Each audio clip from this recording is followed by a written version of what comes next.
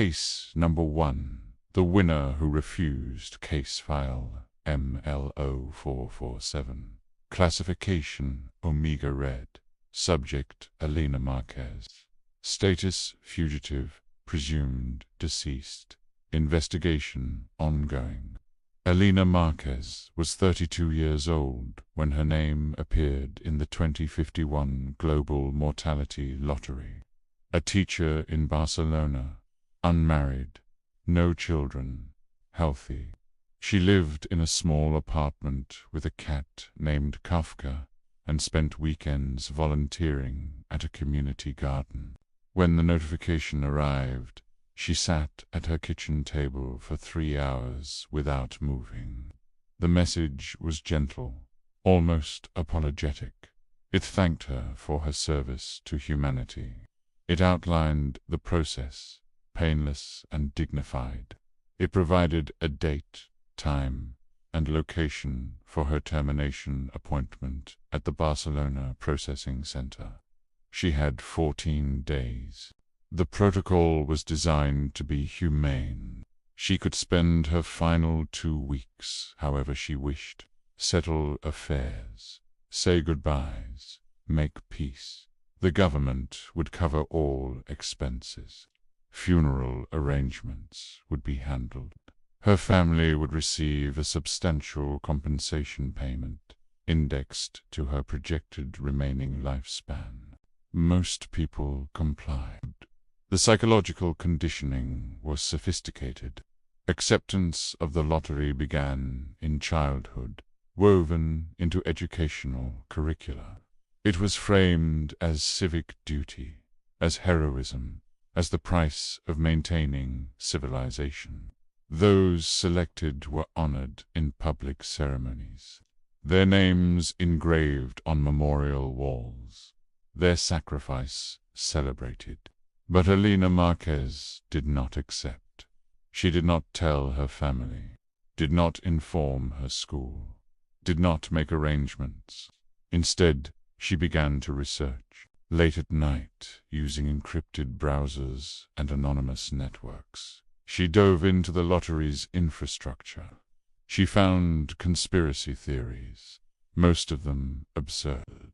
Claims that the lottery targeted political dissidents, that it was genocide disguised as policy, that the algorithm was controlled by shadowy elites who exempted themselves.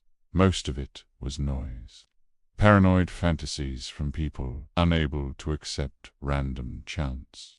But buried in the noise, she found something else. Patterns. A data analyst going by the username Cassandra had compiled lottery results from 40 nations over 6 years. Millions of selections. And within those millions, statistical anomalies. People with low social value scores were selected at rates 0.07% higher than predicted by pure randomization.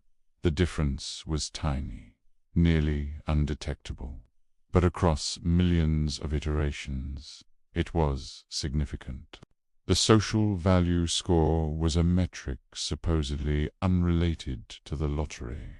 Introduced in 2047 as a tool for optimizing public resource allocation, it calculated each citizen's economic productivity, social contribution, health costs, and various other factors. Higher scores meant better access to services, lower insurance premiums, priority in housing lotteries. It was never officially connected to mortality selection. The lottery was random. The algorithm said so. But the data suggested otherwise.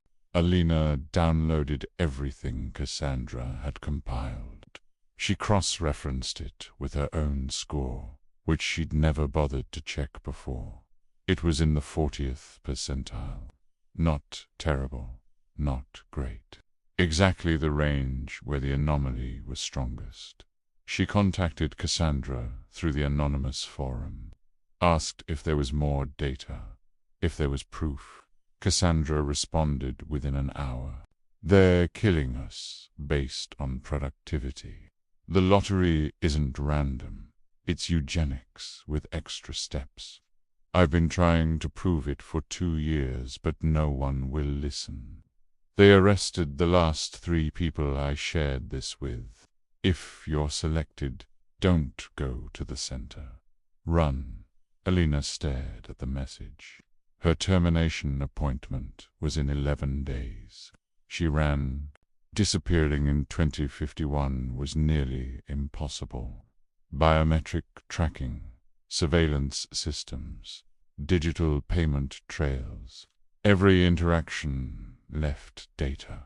But Alina had advantages. She understood systems. She'd taught computer science before switching to literature. She knew how to become invisible. She withdrew cash in small amounts over several days, disabled her phone and left it in a cafe, still powered on, creating a false location trail. Cut her hair, dyed it, wore clothing that disrupted facial recognition algorithms.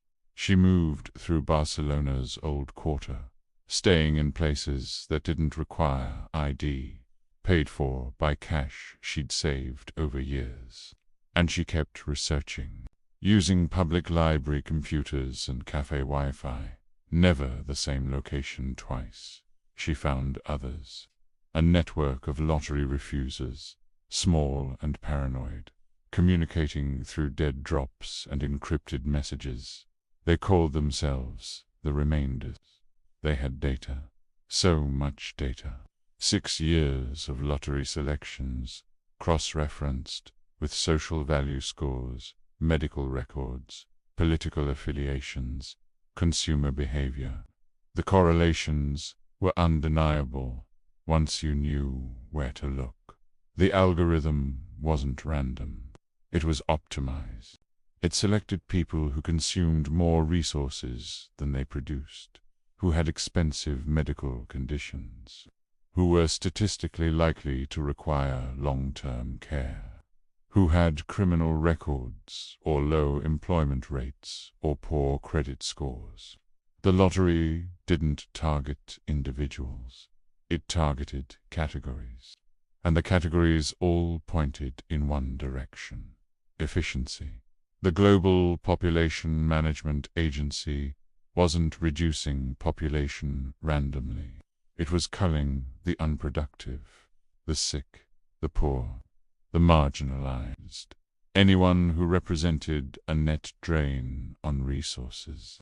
And they'd disguised it as lottery because randomness absolved responsibility.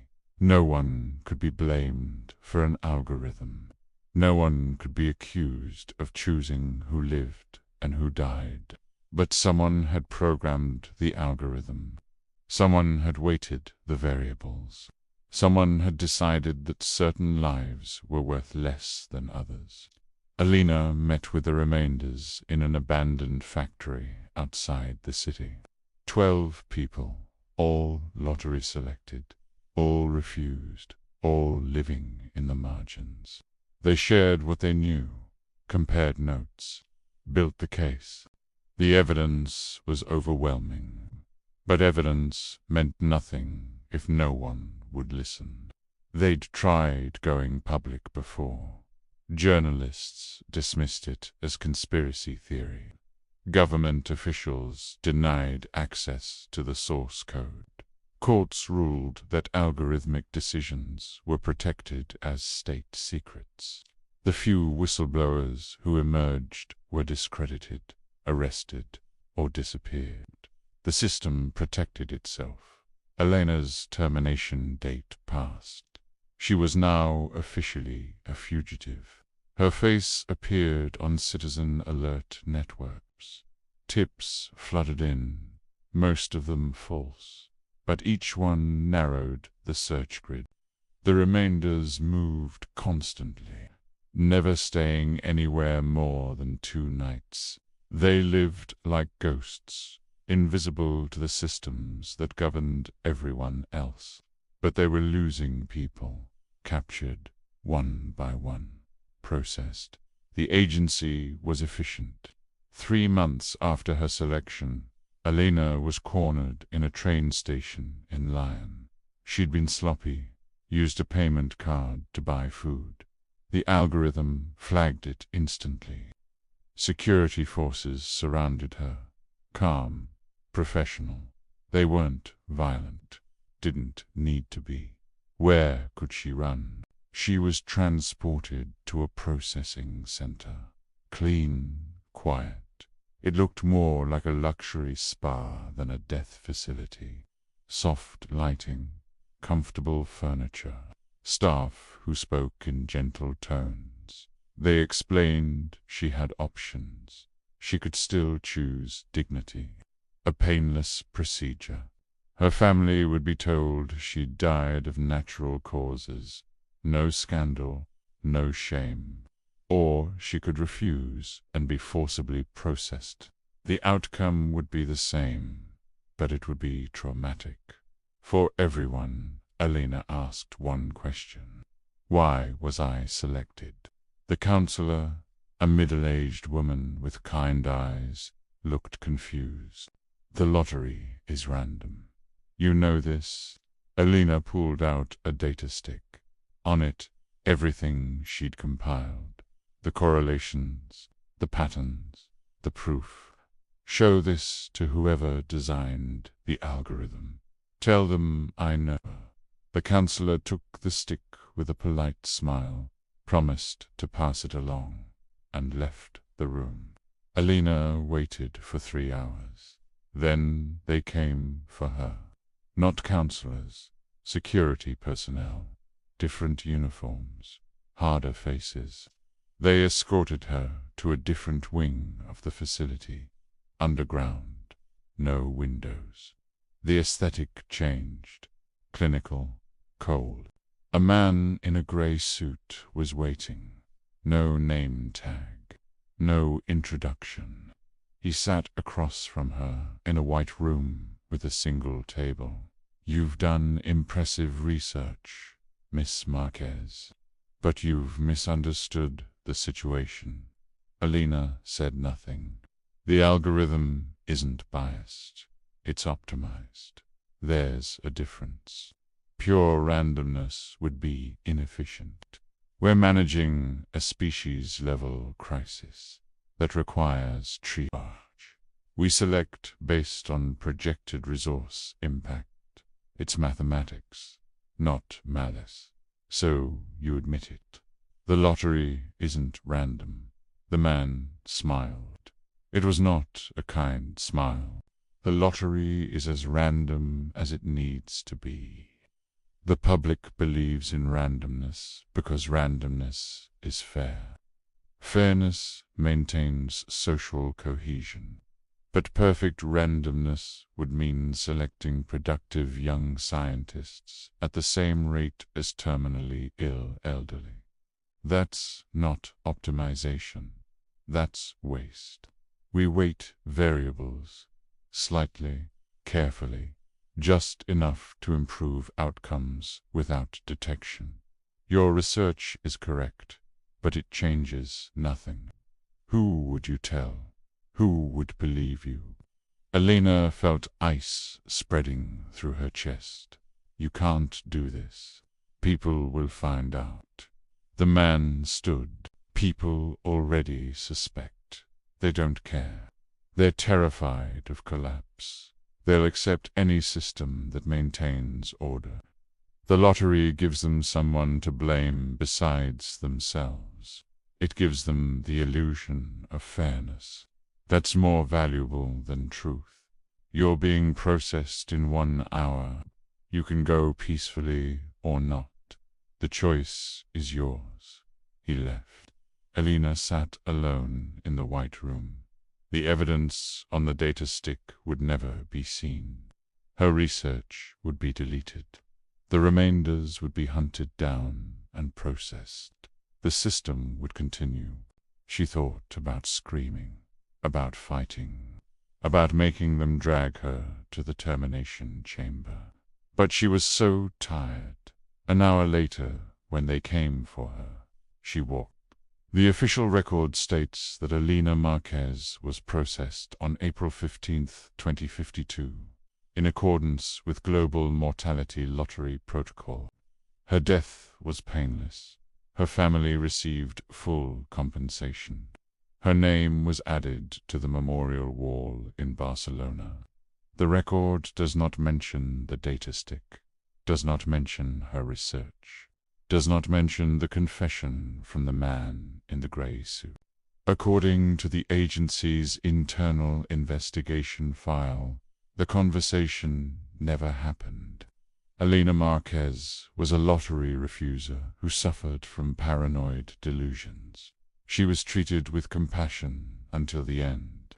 The algorithm continues to function as designed, optimized, efficient, fair.